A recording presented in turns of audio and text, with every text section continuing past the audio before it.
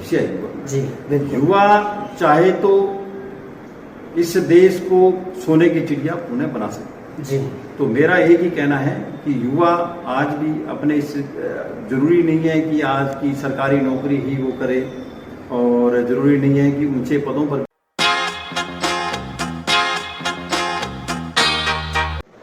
नौहर जगत के सभी दर्शकों को नमस्कार।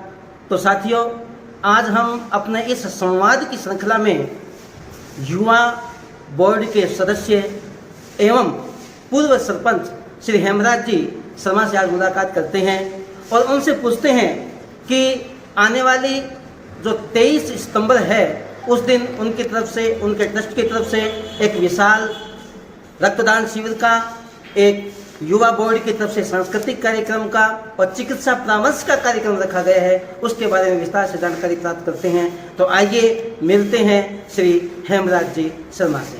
नमस्कार जी। नमस्कार सर, नौहर विधानसभा क्षेत्र में आप एक राजनेता के रूप में ही नहीं, एक युवा राजनीतिक व्यक्तित्व के रूप में ही नहीं, बल्कि आप एक सामाजिक कार्यकर्ता के रूप में भी जाने जाते हैं।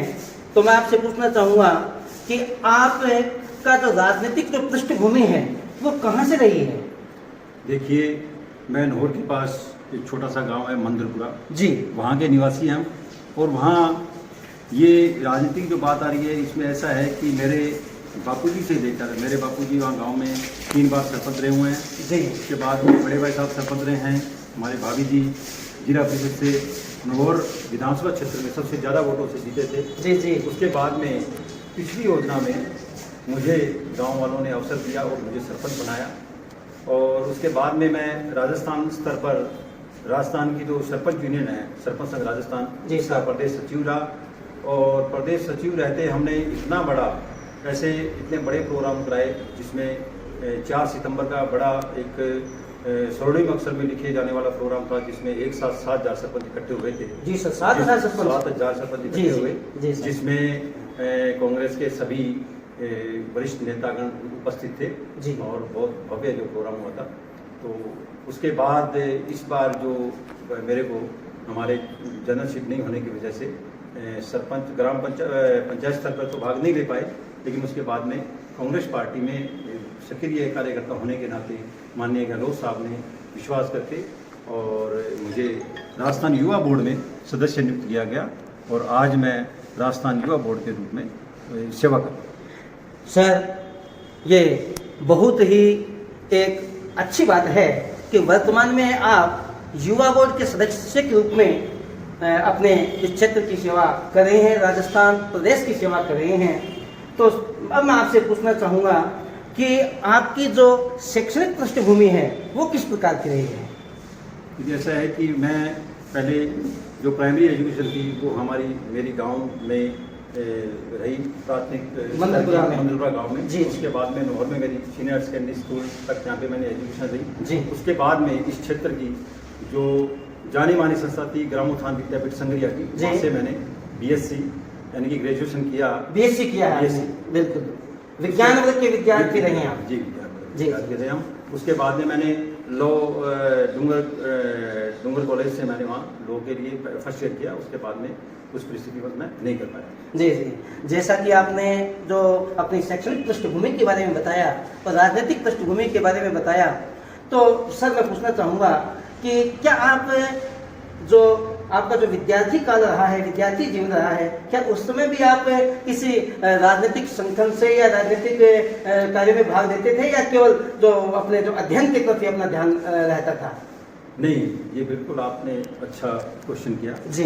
ये राजनीति में देखो, ये कुछ पारिवारिक पृष्ठभूमि का कारण रहा होगा, लेकिन राजनीति में इंटरेस्ट था मेरा जी जी। मैं शुरू से ही, ये मान लो कि यहाँ जब हम 10वीं 11वीं में थे तभी भी NHY के जो अच्छे वर्कर थे उनके साथ में रहना और करना, NHY में मेरा अच्छा साथ में रहा। मैं मेरे को काफ़ी यहाँ तहसील स्तर से, जिला स्तर से पद मिले। उसके बाद में यूथ बोर्ड में आपके यूथ कांग्रेस में रहा मैं जी जी जी। और इसके मैं पार्टी के साथ में रहा और राजनीति धीरे धीरे इंटरेस्ट था मेरा। जी जी। तो उसके बाद में इंटरेस्ट के साथ ही फिर गांव वालों ने भी ऐसा किया कि ठीक है ये काम करने में, और मेरा एक मैं आपको विशेष बता देता हूँ जी सर। सरपंच रहते मेरा एक इच्छा थी कि मैं गांव में कैसे एक अलग से हटके कैसे काम किया जाए। जी सर। तो आज जो जल जीवन मिशन जो चल रहा है, जल जीवन योजना जो चल रही है गांव में, जो जी सरकार ने, केंद्र सरकार ने और राज्य सरकार ने अब जो चलाई है, जी सर। वो मैंने आज से 7 साल पहले मैंने यहाँ पे मेरे गाँव में घर घर कनेक्शन, मीटर कनेक्शन दिए और मैंने मेरी पंचायत में सॉफ्टवेयर जनरेट किया और सॉफ्टवेयर जनरेट करके और घर घर में मीटर कनेक्शन थे और घर घर में पानी का बिल जाता था, लाइन में लग के लोग पानी बहुत अच्छी बात है। तो वो शानदार व्यवस्था की गई। जी जी। तो वो एक अलग ही इंटरेस्ट था मेरा इस पॉलिटिक्स के साथ में, एक सामाजिक कार्य करना। जी जी जी सर। जी, जैसा सर आपने बताया कि आप अपने विद्यार्थी जीवन में छात्र संगठनों से जुड़ करके समाज सेवा के क्षेत्र में अपनी जो सेवाएं हैं वो देते रहे हैं। बिल्कुल सुनकर के बहुत अच्छा लगा। और आज आप प्रदेश स्तर पर अपना यह जो कार्य है, अपनी समाज सेवा का जो कार्य है वो कर रहे हैं। तो सर आप साथ में एक व्यवसायी के रूप में भी हैं, राजनेता के रूप में भी हैं और समाज सेवक के रूप में भी है। तो व्यवसाय के क्षेत्र में सर किस प्रकार से आप उसका समायोजन, मैनेजमेंट जो है वो किस प्रकार से होता है? देखिए ऐसा है कि व्यवसाय बोल के हम जो कर रहे हैं, हम एग्रीकल्चर से जुड़े हुए हैं जी। और एग्रीकल्चर हमारा पैसा है। हमारे जो भी फैमिली वाले हैं वो अभी भी गांव में काफ़ी खेती बाड़ी है। जी जी। जो स्प्रिंकलर सिस्टम जब राजस्थान में आया उस समय से एक इच्छा थी कि ये स्प्रिंकलर सिस्टम पहले तो हमने यूज़ किया उसका और उसके बाद में स्प्रिंकलर सिस्टम बनाने का हमने ये डिसीजन लिया। जी सर। और हमारी एक फैमिली से जुड़ी हुई कंपनी की पायनियर प्लास्टिक। कौन सी कंपनी सर? पायनियर प्लास्टिक अच्छा, पायनियर प्लास्टिक इंडस्ट्रीज के नाम से। जी हमारे सर। गांव के परिवार लोग हैं उनकी थी। जी सर। उनमें बड़े भाई साहब जन्म नजर थे और उनके साथ में हम रह के वहाँ हमारा ट्रेनिंग सेंटर था। जी जी। और वहाँ से फिर हम 2 भाई हैं मेरे से बड़े, श्रवण कुमार शर्मा जी। जो आज प्लास्टिक मैन्युफैक्चरर्स राजस्थान के अध्यक्ष है। जी जी। पहले भी एक योजना अध्यक्ष रहे हुए हैं और इस बार भी अध्यक्ष हैं अभी। जी। और हम दोनों भाई मिलकर फिर ये स्प्रिंकलर से मतलब एक स्प्रिंकलर मैन्युफैक्चरिंग कंपनी हमने बनाई, मोहित पॉलीटेक प्राइवेट लिमिटेड के नाम से जयपुर में। आज जो स्प्रिंकलर के साथ साथ में ये जो जेजेएम में जो यूज़ होने वाले एचडीपी पाइप हैं, जी जी। टेलीफोन में जो यूज़ होते हैं सभी फील्ड में। और अभी हमारी एक अच्छी कंपनी आ रही है जिसमें एचडीपी शीट बनेगी, जिसमें जी जी। मैक्रो शीट बनेगी जी। वो शीट उसमें भी वो ज़्यादा किसानों के यूज़ होगा, जो किसान पॉन्ड वगैरह जो बनाएंगे जी। उसमें वो शीट यूज़ होगी। और बात मैनेजमेंट की रही तो 2 भाई है बिजनेस में वहाँ जयपुर में और बड़े भाई साहब जो हमारे इसमें बड़े किंग है एक तरीके से, जो दिल्ली रहते हैं। जी जी। तो सभी फैमिली लगी हुई हैं और जॉइंट फैमिली है, इसलिए बिजनेस में ऐसा कुछ भी नहीं है। साथ साथ समाज सेवा भी कर लेते हैं और बिजनेस में भी टाइम रहता है, बिजनेस में निकाल लेते हैं। और जी जी सर, आप के कहने का तात्पर्य ये है कि एक टीम वर्क के रूप में जिस प्रकार से आपके समाज सेवा में टीम के रूप में काम करते हैं, वैसे ही बिजनेस में भी टीम वर्क के रूप में आप काम करते हैं। सुन करके बहुत अच्छा लगा। और आपका एक शारदा देवी चैरिटेबल ट्रस्ट नाम से एक ट्रस्ट बना हुआ है, उसके माध्यम से भी आपकी जो समाज सेवाएं हैं उसका लाभ समाज को निरंतर मिलता रहता है। तो मैं चाहूँगा कि आप अपने ट्रस्ट के बारे में हमारे दर्शकों को कुछ बताएं। जी सर। देखिए ऐसा है कि आज से 10 साल पहले हमने शारदा देवी चैरिटेबल ट्रस्ट बनाया। जी सर। उस ट्रस्ट का मुख्य लक्ष्य ये था कि हमारे माताजी के स्वर्गवास के बाद में जी। और माताजी का एक सिद्धांत था उनका, वो हम जब जयपुर गए तो तभी उनका एक बार ऐसा ही घटना हुई थी और छोटी सी मैं बताना चाहता हूँ। जी सर। कि उन्होंने कोई यहाँ हमारे क्षेत्र के कोई गरीब लोग गए हुए थे, उनको कोई डॉक्टर को दिखाना था और यहाँ से मेरे पास फ़ोन किया कि डॉक्टर को दिखाना है। तो मैं उसमें लेट हो गया तो माताजी का मेरे पास फ़ोन आया कि आपको रोटी की और रहने की व्यवस्था गांव में अच्छी तरह से बनी हुई है, तो आप एक काम करो, वापस गांव आ जाओ। जी। तो अगर शहर में रहना है तो सीधी बात है, आपको जनता की सेवा करनी पड़ेगी। हम यहाँ से किसी को भेजेंगे तो कुछ उम्मीद के साथ भेजते हैं। जी जी। उसी दिन से हमने ये निर्णय कर दिया था। हाँ जी। कि माताजी जब ये चाहती है तो फिर अपने को ये करना है। फिर माताजी का स्वर्गवास हो गया, उसके बाद में हमने शारदा देवी चैरिटेबल ट्रस्ट के नाम से ट्रस्ट बनाया, जिसमें मुख्य ट्रस्टी बड़े भाई साहब रवीर प्रसाद जी शर्मा और श्रवण कुमार शर्मा, मैं और छोटा भाई भगवानाराम शर्मा, शंकर लाल जी शर्मा, सभी सदस्य परिवार के सदस्य हैं। और निष्ठा से इसमें सिर्फ एक ही लक्ष्य है कि जनता की सेवा करना। उसमें विशेष जो हमारा काम रहता है वो ये रहता है कि जितने भी बीमार लोग होते हैं उनको हमने एक व्यवस्था ऐसी कर रखी है कि जब यहाँ से जो हमारा जो क्षेत्र जो नौर है, अपना जो क्षेत्र है, नौर से काफ़ी लोग जयपुर में जो कुछ बड़ी बीमारी हो जाती है तो उनको SMS में और दिखाना पड़ता है। असहाय बीमारी से जो ग्रस्त व्यक्ति जाते हैं उनका सहयोग आपके द्वारा किया जाता है। बिल्कुल किया जाता है। उसमें हम क्या है, उनके लिए फिर हमने ऐसी व्यवस्था कर रखी है कि पहले तो घर पे जाते थे, फिर बाद में हमने कि बस स्टैंड के पास ऐसी व्यवस्था कर दी कि भाई वॉकिंग डिस्टेंस पे हमने एक अच्छा जगह ले रखी है जहाँ पे हमारे क्षेत्र के जितने भी लोग जाते हैं उनके रहने की, खाने की और डॉक्टर को दिखाने की SMS में भी लड़के रखे हुए हैं। वो डॉक्टर्स को जो भी उनके सामने दिक्कत आती है वो डॉक्टर को दिखा देते हैं और फिर उनको अपने ट्रस्ट में आके जो भी कोई पेशेंट को अगर 2 दिन रहना है, 3 दिन रहना है तो उनको रहने की भी व्यवस्था प्रोवाइड कर दी जाती है। और उसके अलावा हमने उसके बाद में फिर धीरे धीरे ऐसी व्यवस्था कर दी कि स्टूडेंट के लिए भी बड़ी दिक्कत होती थी। इस हमारे नॉर्थ क्षेत्र के जितने भी लोग जाते थे उन पर जो स्टूडेंट जो जाते थे उनके लिए बड़ी दिक्कत थी, वो पेपर देने के लिए और देने के लिए, तो उनके लिए भी हमने वहाँ पे अच्छी व्यवस्था कर रखी है।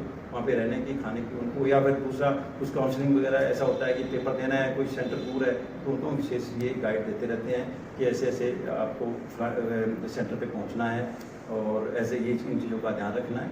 तो ये हमारी सेवाएँ निरंतर जारी रहती हैं। इसके साथ साथ ऐसा है कि हर साल 21 और 23 सितंबर को हम क्या है कि यहाँ नोहर में अलग अलग गाँव में ब्लड डोनेशन कैंप और डॉक्टर परामर्श शिविर लगाते हैं, जिसमें अच्छे विशेषज्ञ हैं, दिल्ली से भी आते हैं, जयपुर से भी आते हैं और जगह से भी जो अच्छे डॉक्टर हैं वो इस क्षेत्र में अपने यहाँ पे आते हैं और अपनी सेवाएं देते हैं।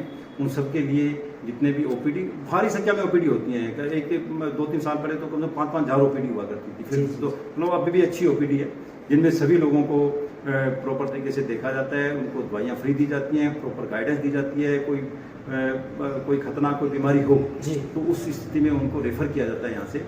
और जो ब्लड डोनेशन, जो यूथ यहाँ के हैं बड़े उत्साह के साथ में ब्लड डोनेट करते हैं और वो जो ब्लड डोनेट होता है वो ब्लड ज़्यादातर जयपुर में और आसपास के क्षेत्र में ब्लड बैंक उनको देते हैं। तो जयपुर में तो एक साल में एवरेज हमारा ये रहता है कि कम से कम 400 से 500 यूनिट ब्लड हमें लोगों को दिलवाना पड़ता है।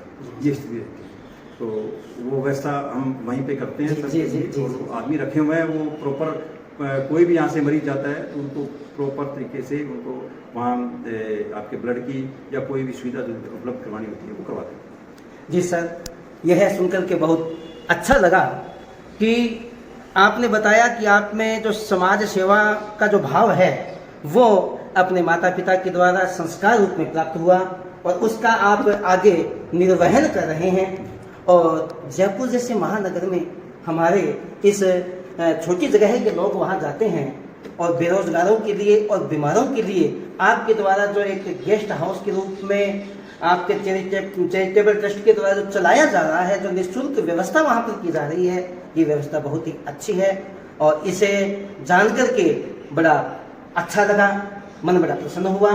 और अब मैं आप यहाँ वर्तमान में नोहर में अपने किसी कार्यक्रम के निमित्त आए हैं। आने वाली जो 23 सितंबर को एक विशाल रक्तदान शिविर, चिकित्सा परामर्श शिविर और युवा बोर्ड के द्वारा उनके सहयोग से एक युवाओं के लिए सांस्कृतिक कार्यक्रम, स्किल डेवलपमेंट का जो कार्यक्रम है वह कार्यक्रम आप करवा रहे हैं। तो मैं चाहूँगा कि उस कार्यक्रम के बारे में भी आप थोड़ा संक्षिप्त रूप से हमारे दर्शकों को बताएं ताकि वो उसका लाभ उठा सकें। 23 सितंबर को जी सर, स्थानीय यहाँ नोहर में श्री नेहरू बाल वाटिका सीनियर सेकेंडरी स्कूल में पंचायत समिति रोड पर है जो, जी सर, वहाँ पे अपने इस बार विशाल रक्तदान शिविर और वही जो डॉक्टर परामर्श शिविर और इसके साथ साथ इस बार राजस्थान युवा बोर्ड का सदस्य होने के नाते जी सर, इस बार हमने राजस्थान युवा बोर्ड की तरफ से भी एक प्रोग्राम रखा है जिसमें युवाओं के लिए विशेष रूप से जो कल्चरल एक्टिविटी है या अदर उनमें अलग कोई स्किल है तो उसके लिए वो अपना परफॉर्मेंस अपने जाहिर कर सके और वो परफॉर्मेंस के जरिए वो प्रस्तुति पेश करेंगे। तो उसमें जो भी प्रतिभा आगे निकलेगी, जो फर्स्ट सेकंड थर्ड जो आएंगे उनको युवा बोर्ड की तरफ से प्रमाण पत्र दिया जाएगा और पुरस्कृत किया जाएगा और इसके साथ साथ उनको एक तरीके से आगे मोटिवेट किया जाएगा। आगे उनको जैसे जिला स्तर पे या राज्य स्तर पे कोई भी प्रोग्राम होंगे तो उनको बुलाया जाएगा। इसके साथ साथ रोजगार मेला भी साथ में लगेगा, जिसमें रोजगार मेले की भी व्यवस्था यहाँ पे की गई है। रोजगार मेले में इसमें काफ़ी सारी जयपुर से भी कंपनियां आ रही हैं जी। और रोजगार मेले के काफ़ी अधिकारी आ रहे हैं। तो जैसे भी युवाओं के लिए ये भी एक शुभ अवसर रहेगा कि युवाओं को रोजगार के यहीं से साधन उपलब्ध किया जाएगा और एक अच्छी उनको गाइडेंस मिलेगी कि आप ऐसे ऐसे ये रोजगार तो दिए जाएंगे, उसके साथ में उनको एक विशेष कोर्स के बारे में भी उनको बताया जाएगा कि ऐसा ये कोर्स आप करेंगे, उनकी स्किल डेवलपमेंट से संबंधित है या और है, तो वो सारे प्रोग्राम इस सारे अपने 23 सितंबर को रहेंगे। जैसा कि हेमराज जी ने बताया कि इस दिन विशाल रक्तदान शिविर के साथ में एक रोजगार प्लेसमेंट शिविर का भी आयोजन है। तो मैं चाहूँगा कि मेरे क्षेत्र के जो युवा लोग हैं वो इसका लाभ उठा सकते हैं। और हेमराज जी भी स्वयं एक युवा हैं और युवा होकर के इस समाज सेवा क्षेत्र से जुड़े हुए हैं, साथ में अपने व्यवसाय को भी संभालते हैं, साथ में राजनीति का जो क्षेत्र है उसे भी संभालते हैं और अपने क्षेत्र के स्नेह को, अपनी मातृभूमि के प्रेम को न भूल करके और जयपुर जैसे महानगर में अपनी सेवाएं और अपनी जो सुविधाएं जितनी प्रदान कर सकते हैं उसके लिए वो तत्पर रहते हैं, तैयार रहते हैं। तो यह जान करके बहुत ही अच्छा लगा। तो अब मैं हेमराज जी से पूछना चाहूँगा कि आप इस राजनीतिक और सामाजिक क्षेत्र या समाज सेवा को लेकर के युवा वर्ग को क्या संदेश देंगे? मेरा इस क्षेत्र के युवाओं को एक विशेष गाइडेंस ये रहेगी जी। मैं ये कहना चाहता हूँ कि हमारा जो क्षेत्र है वो हरियाणा और पंजाब के बॉर्डर पे आता है। नौहर के क्षेत्र को विशेष रूप से मैं युवाओं को यही कहूँगा कि एक तो ये जो नशा वाला जो चल रहा है यहाँ पे, उस नशा मुक्ति, ये नशे से दूर रहे और इसके साथ साथ युवाओं में इतनी प्रतिभा है जिसका कोई मुकाबला नहीं है। युवा कुछ भी कर सकता है, इस देश का भविष्य है युवा जी। युवा चाहे तो इस देश को सोने की चिड़िया पुनः बना सकता है जी। तो मेरा एक ही कहना है कि युवा आज भी अपने इस जरूरी नहीं है कि आज की सरकारी नौकरी ही वो करे और जरूरी नहीं है कि ऊंचे पदों पर भी जाए जी। आज इतने रोजगार के साधन हैं, आप कोई भी लाइन चूज कर सकते हो, इतनी है जहाँ पे, लेकिन आप दृढ़ निश्चय के साथ में उस लाइन को पकड़ो और आप निराश मत हो। मेरी एक ही आपसे ये रहेगी, मैं बात कहना चाहूँगा आप लोगों से कि आप कभी भी भविष्य में आप पराजित होकर आप निराश मत होना, आप आगे बढ़ते जाना। जरूरी नहीं है कि एक रास्ते से, अगर एक रास्ता आपने चुना उस रास्ते पे आप सफल नहीं हुए तो जरूरी नहीं है कि आप उसमें नहीं होंगे। आप में भगवान ने कोई न कोई ऐसा टैलेंट जरूर दिया है जो आप किसी भी रास्ते पर आप सफल हो सकते हैं। सभी युवाओं के भविष्य की मैं शुभकामनाएं देता हूँ।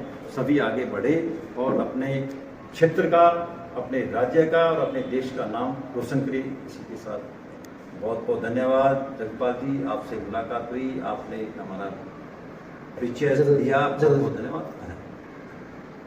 मैं हेमराज जी को पूरा विश्वास दिलाना चाहूँगा कि हमारे इस चैनल के माध्यम से आपके संदेश को प्रत्येक युवा तक पहुँचाने की कोशिश रहेगी।